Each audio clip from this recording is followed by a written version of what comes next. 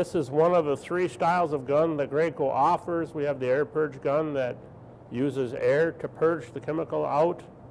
We have the mechanical purge, which uses the valving rod to mechanically force the material out of the mix module. And then we have the clear shot liquid gun, where we actually use what I call a solvent assist, where we use less air and this clear shot liquid to purge the material out, and that clear shot liquid keeps the entire internal of the gun clean on the chemical side, so we don't have near the trouble with crossover.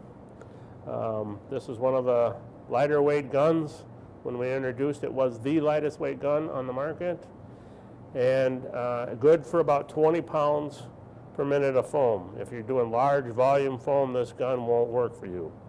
And we're going to use the air purge and the mechanical purge. Okay, so there's really not much for daily maintenance on this gun, as long as the mix chamber stays clean, and again, that's the function of the clear shot liquid, so we don't have near the routine or daily maintenance. But if we have trouble with a proportioner and we cross over the gun, we're going to go through disassembly, repair, and reassembly.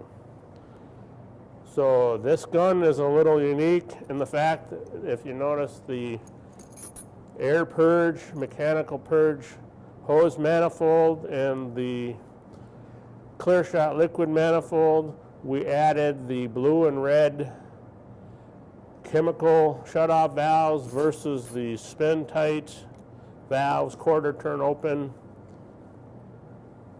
When the valve's in line, we're flowing chemical. When the valve's perpendicular, the chemical's off.